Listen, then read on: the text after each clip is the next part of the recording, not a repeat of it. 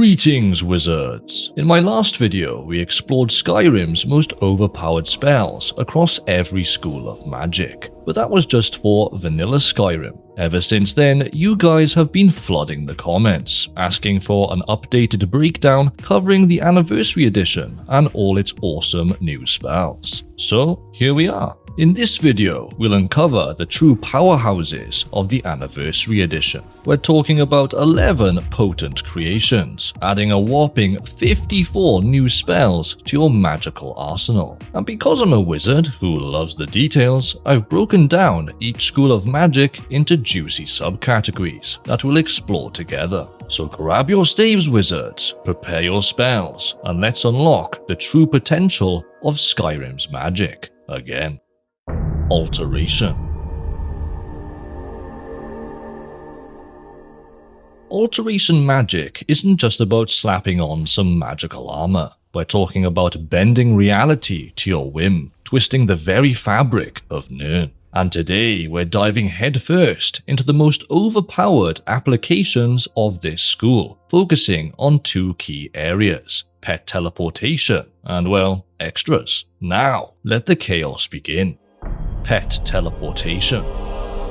Teleporting a pet, I hear you cry? Isn't that like giving a snail a Ferrari? What's the point? Frankly, I shared your skepticism. These cuddly critters aren't exactly ripping dragons apart with their bare paws, are they? They're pacifists, the lot of them, more likely to chase butterflies than bandits. But hold your horses, my friend. These seemingly docile companions are like those unassuming librarians who secretly know kung fu. Take Arachnia, for instance. This extremely loud,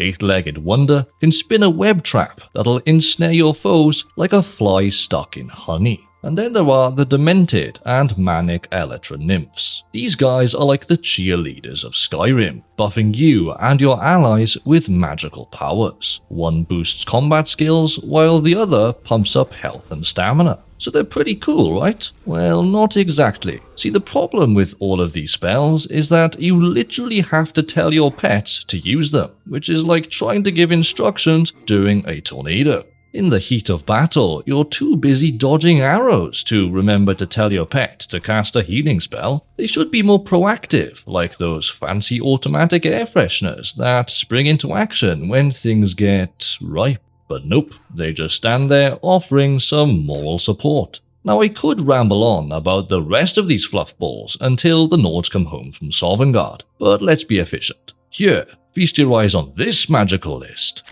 There they all are, combat connoisseurs, masters of the mundane, and everything in between. But the top dog, or wolf in this case, has got to be the Bone Wolf. This skeletal scoundrel is like the Grim Reaper's personal pooch, and with him at your side, you'll be mowing down undead faster than a Nord at a mead festival.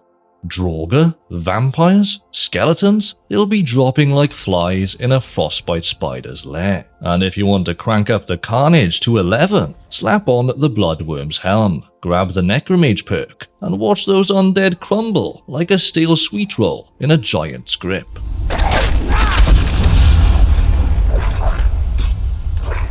But wait a moment, we can rock two of these furry companions at once, so let's pick our runner-up. For me, it has to be Hilda the Goat. Yep, this ain't your grandma's goat, folks. Hilda, much like the Bone Wolf, is basically a four-legged treasure chest with an insatiable appetite for anything shiny. At least that's what I tell myself. And with both Hilda and the Bone Wolf in tow, you'll be the ultimate champions of hoarding. Merchants will weep tears of joy, and possibly terror, as you bury them under an avalanche of loot.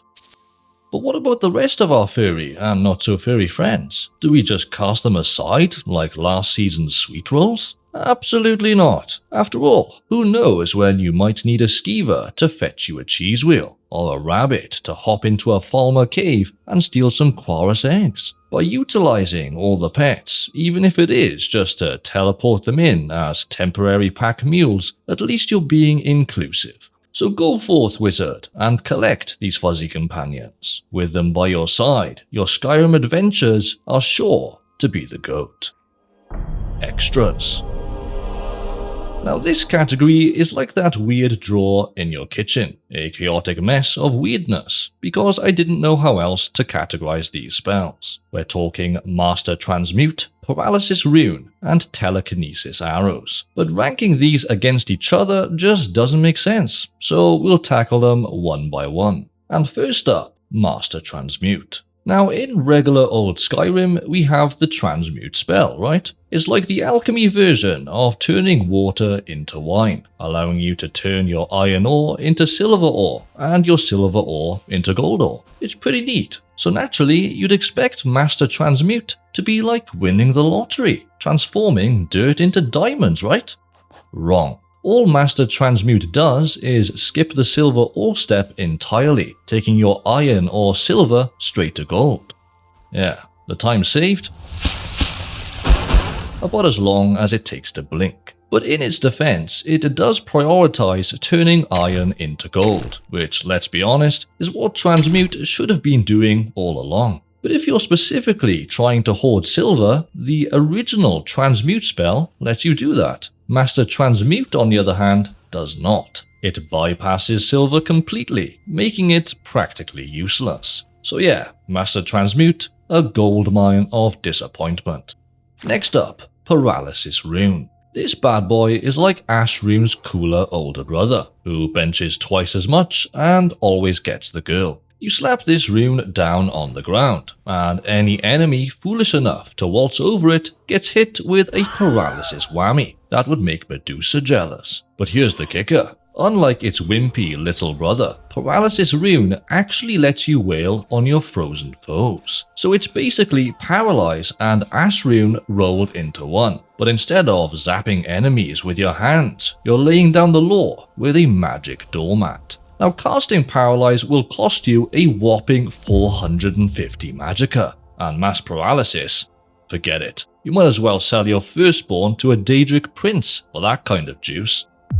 But this little beauty, a measly 172 magicka. That's almost cheaper than a night at the Bee and Barb. And get this, if you slap on the Rune Master and Stability perks, you'll be launching these runes up to 100 feet and freezing your enemies for a solid 12 seconds. Plenty of time to rearrange their facial features with a battle axe. But maybe you're a bit of a mischievous mage. Maybe you like your enemies served with a side of extra crispy humiliation. Well, my friend, have I got news for you. Unlock the Alteration dual casting perk, double down on this bad boy, and your enemies will be frozen stiffer than a mammoth in a blizzard for a whopping 27 seconds. They'll have enough time to contemplate their life choices, reevaluate their career path, and seriously consider taking up farming before they can even blink. And for the ultimate humiliation, unlock the Necromage perk.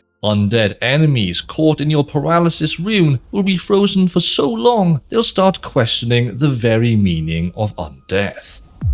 You can even use these runes to evict those grumpy Draugr from their tombs. And as that wise soul on Reddit put it, from his perspective, he is being blasted awake out of his bed, straight into a state of sleep paralysis after a multi-century nap, just for his paralysis demon to beat him to death. So what are you waiting for? Go forth and ruin some lives.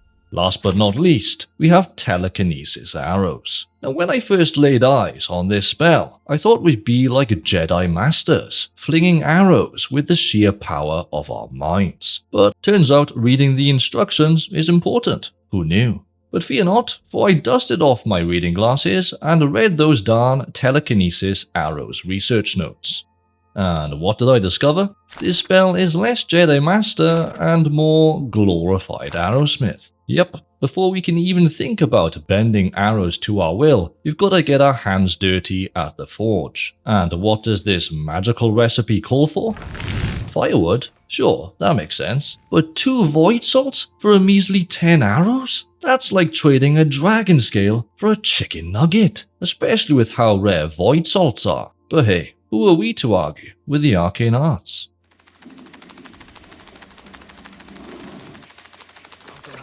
Hello.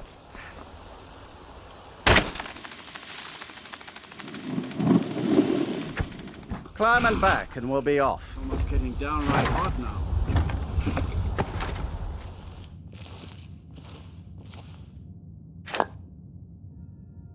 Supplies of mandrake root. Finally, after an epic quest that would make Frodo Baggins weep, we have our materials. And with our precious arrows crafted, let's equip our trusty bows and see if this whole ordeal was even worth it.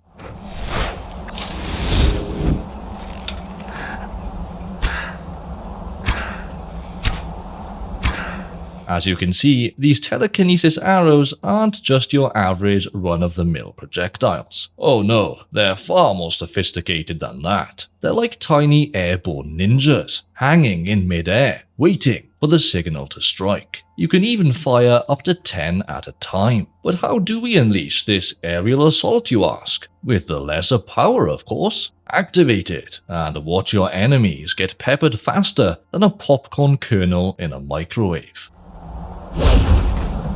It's a stealth archer's dream come true, because while you're perched in the shadows, sipping your mead, your flurry of arrows will descend upon your enemies like a flock of vengeful pigeons with a grudge. Perfect for those stealthy group takedowns. But you know what else is great for stealthy group takedowns? Slow down. This shout is like hitting the pause button, slowing everything down, giving you plenty of time to line up your shots. Sure, it's not quite as fancy or effective as the telekinesis arrows, but at least you don't need to sell your house to afford it. So while these arrows might cost an arm and a leg to make, they're sure to give your enemies a point to ponder. Conjuration. Conjuration is a versatile school of magic that can be used for both offensive and defensive purposes. And now we'll be looking at the most overpowered conjuration spells within 3 categories: Undead, Daedra, and Extras. Now let's get started with the first. Undead. Alright, hold on to your soul gems folks, because the Anniversary Edition didn't just add a few new summons, it opened the floodgates to the afterlife. We're talking 23 new summons, and 16 of them are undead. So it's like a zombie apocalypse buffet. But let's be real, some of these summons are definitely stronger than others. So to save you from a graveyard of disappointment, we're gonna sift through this bone pile and unearth the real necromantic nuggets. There we go. Now, with this refined list, let's crown the champions of the crypt. We're talking the best of the best in ranged and melee combat. And first up, the melee monsters. Our first contestant, Skeleton Champion. This bony brawler gets a plus 10% damage boost for every nearby enemy, up to 5. But here's the catch, his health doesn't get the same love, so he'll crumble faster than a vampire in a tanning bed. Next, the Malignant Zombie. This guy boasts over 700 health, nearly triple the Skeleton Champion's. So he's a walking rotting tank, soaking up damage like a sponge in a swamp. Pit him against the Skeleton Champion, and we say goodbye to Mr. Bones. Now for the Tomb Guardian. He's basically a spectral executioner with a serious axe to grind. But here's the fun part. Every time it lands a killing blow, it summons a shade of its victim. And get this, there's no limit to how many shades it can summon. So you can literally have an army of shadowy sidekicks fighting alongside you. The only downside? The Tomb Guardian itself is as fragile as a Draugr's kneecap, with a measly 343 health. Now on the other side of the graveyard, we have the Undying Ghost, a magicka guzzling phantom. Its power depends on how much magicka you pour into it, like a magical slot machine. The more you risk, the bigger the potential reward, up to a maximum of 730 health. So yes, you can technically summon it for free, but not if you want it to disappear faster than a sweet roll in a hungry Nord's pantry. So the question is, do I gamble my entire magicka reserve on the Undying Ghost, or play it safe with the Tomb Guardian's Undead Pyramid scheme? The choice is clear. Sayonara, Undying Ghost. That leaves us with the Titans of the Tomb, the Bone Colossus, and the Tomb Guardian. Now, the Bone Colossus? This guy's a walking mountain range, a behemoth of bone and brute force. He soaks up blows like a graveyard in a rainstorm. Summoning him, however? Yeah, it's a master level spell, so it costs a ton of magicka and takes forever to cast. But hey, with a little become ethereal and secret of arcana, anything is possible. You can only summon one bone colossus at a time, however, which is a bit of a bummer. But fear not, wizard, for you can bring along up to 2 additional skeletal sidekicks who get a health boost from the big guy. And with twin souls, that means 4 extra buddies. And the best skeleton for the job, you ask? The Wrathman, of course. You'll be like the Undead Avengers, ready to bring the bone-chilling terror. So even though the Tomb Guardian can summon an army, the Bone Colossus has more spine.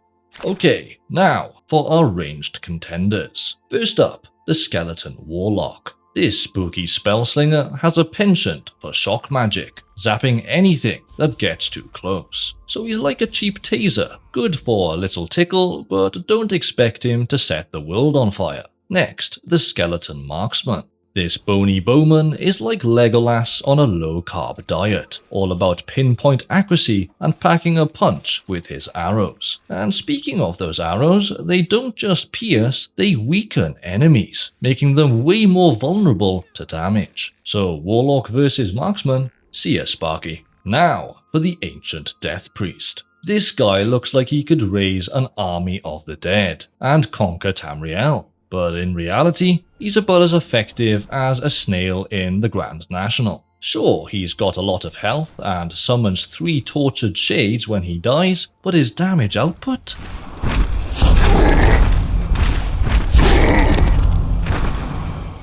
Yeah. So that, my friends, leaves us with the undisputed ranged champion, the Aelid Lich. This magnificent monstrosity is a walking arsenal of arcane destruction, wielding the same fearsome repertoire as a dragon priest, slinging lightning, fire, and ice with a flick of its wrist. But that's not all. The Aelid Lich also has the uncanny ability to summon Storm Atronachs, as well as high-level undead to do its bidding. So you are in very capable hands here, especially given its 1490 health pool. Yeah, this thing's built like a dwarven fortress, and can tank more hits than even the Bone Colossus. And the best part? The Aelid Lich is just an expert level spell, so casting it is as easy as snapping your fingers, and it's cheap as chips, making it the perfect tool for the budget-conscious necromancer. But want to take your destructive potential to the next level? Grab Summoner,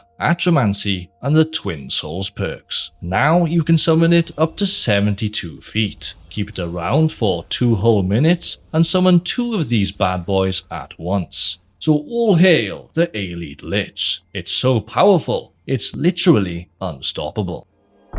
Daedra. Now, I'm a big fan of Daedric summons. I mean, they're like the brawlers at a bar fight. Loud, obnoxious, and guaranteed to leave a mark. So when I saw 6 new Daedric summons in the Anniversary Edition, I was very excited. But then I actually used them in battle.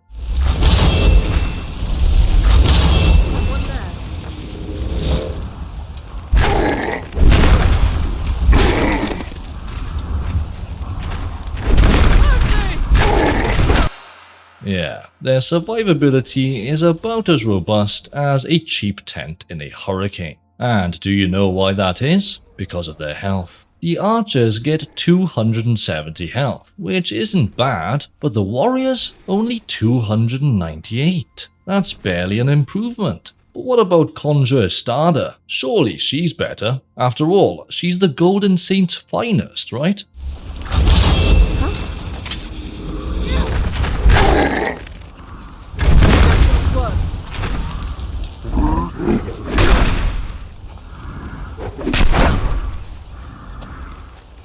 Hell nah, she's like bringing a wet baguette to a dragon fight. So at this point, you're probably thinking, why is this madman even wasting his time with this category? Well, my friends, there is one shining beacon of hope in this sea of mediocrity. Summon Daedric Horse. This magnificent steed, much like my beloved Arvak, is pure fire. He can be summoned anywhere, yes, even indoors, and he's your best friend when you're over-encumbered. So, the new Daedra summons? Yeah, they're not exactly setting the world on fire. But if you're looking for a reliable companion, don't be a naysayer, give the Daedric Horse a try.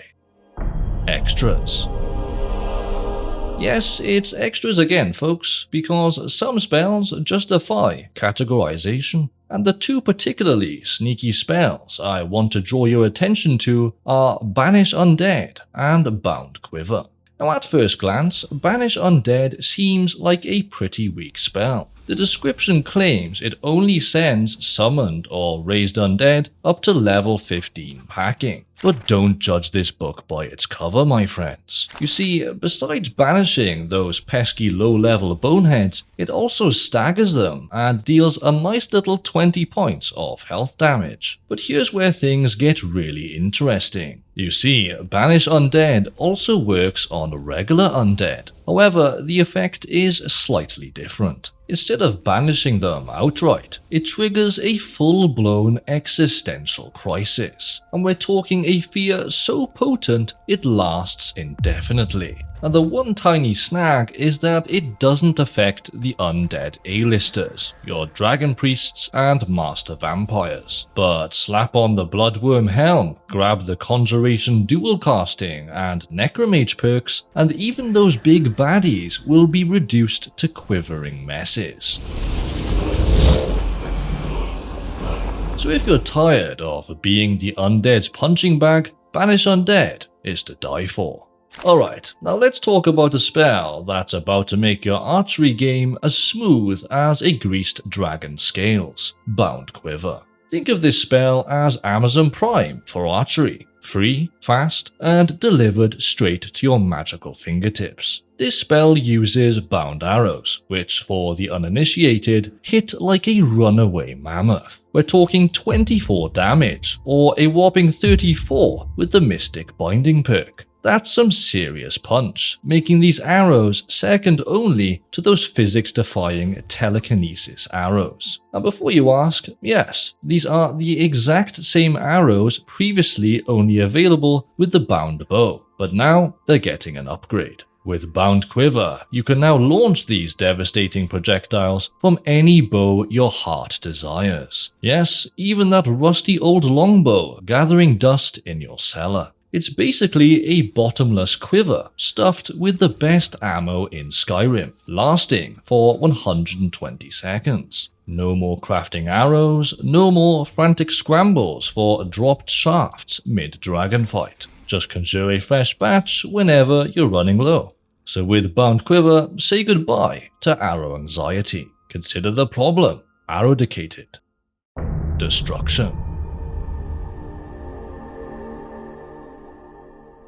Destruction magic is all about unleashing your fury upon your foes, and some spells truly stand out in terms of sheer power. And to find the best of the best, we'll be diving into two main categories, Elemental Fury and Life Drain. Now let's ignite the battlefield.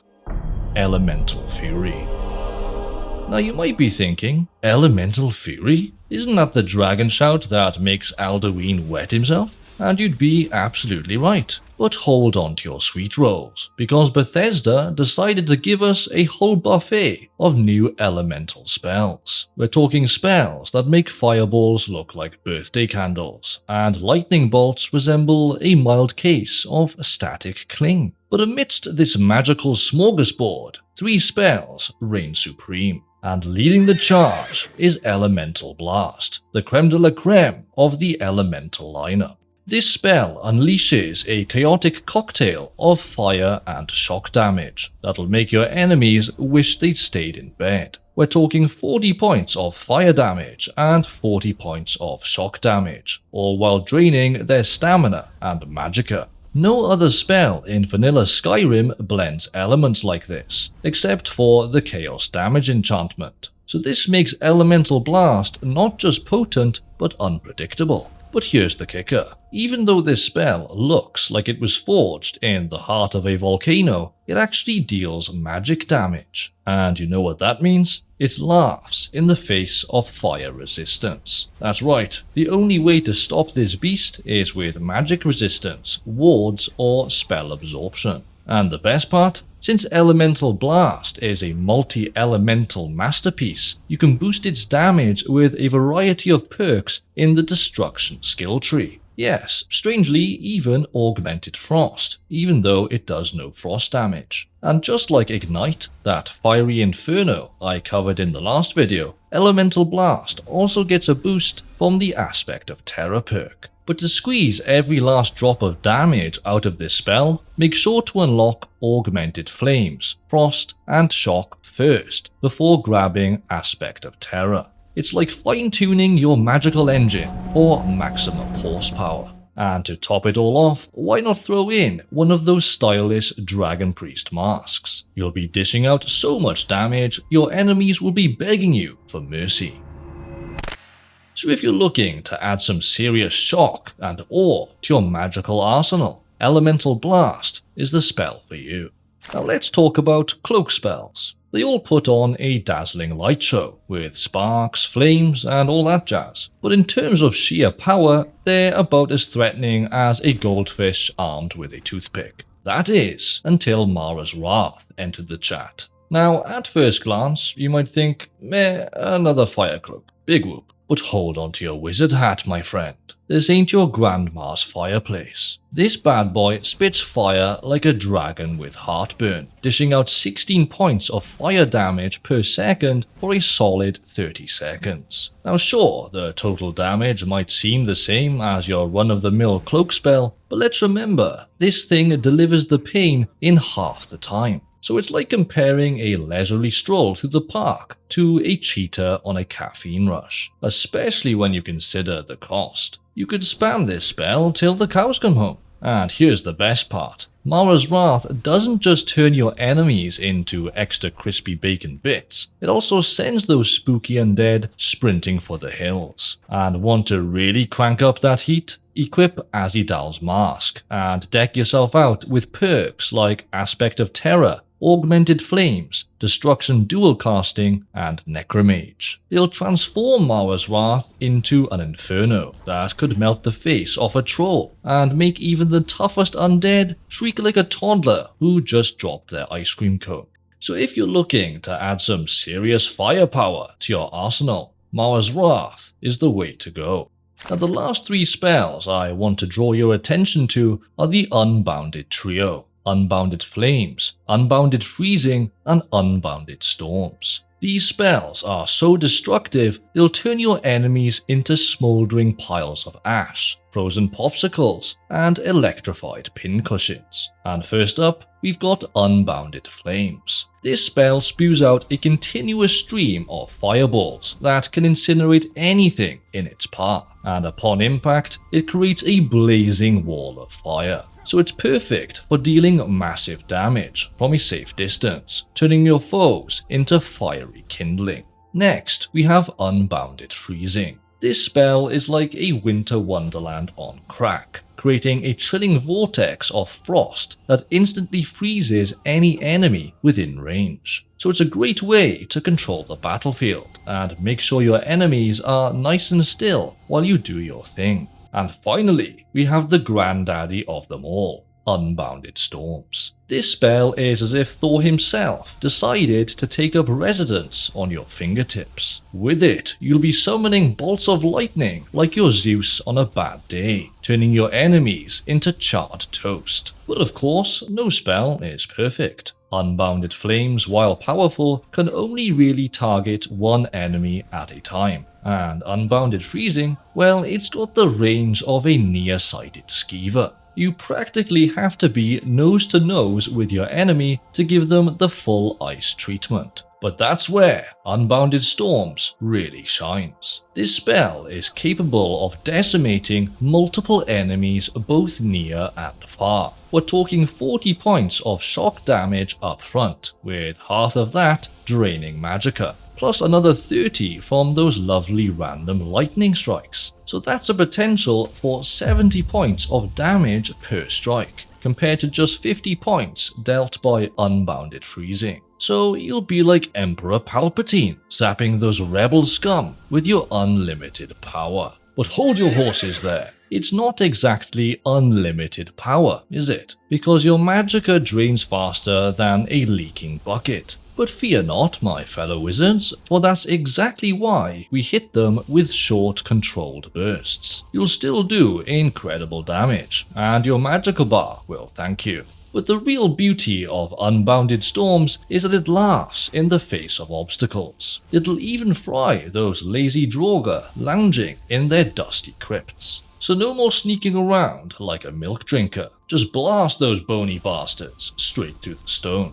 To make Unbounded Storms even more overpowered, you can pimp it out with some fancy perks. Disintegrate, Augmented Shock, and Destruction dual casting. Slap Zakrisis on top, and your shock spells will be so powerful you'll make the College of Winterhold look like they're playing with sparklers. So go forth, my fellow mages, master Unbounded Storms, and you'll leave your enemies feeling thunderstruck. Life Drain. Imagine being a vampire without all the pesky drawbacks like sunlight sensitivity and weakness to fire. Well, the Anniversary Edition grants you that power with its 4 new life-draining spells: Choking Grasp, Strangulation, Hangman's Noose, and Touch of Death. These spells are like reverse blood transfusions, but without the needles and paperwork. You literally drain the life force from your enemies and transfer it to yourself. And of these 4 life-draining spells, Touch of Death is the undisputed king. It's like a vampire's kiss on steroids, draining a whopping 40 health points per second from your target for a full 4 seconds. That's a total of 160 health points, sucked right out of your enemy and straight into your own veins. It's like a 2-for-1 deal at the magical pharmacy, because on one hand you're offensively dealing damage to your enemies, while on the other simultaneously healing yourself. But if you want to improve your sucking potential, then combine Touch of Death with a weapon that has the Absorb Health enchantment. You'll become practically immortal, able to walk through hordes of enemies, draining their life force while replenishing your own. So if you're looking for a way to become a vampire without all the downsides, Touch of Death is a killer health plan. Illusion.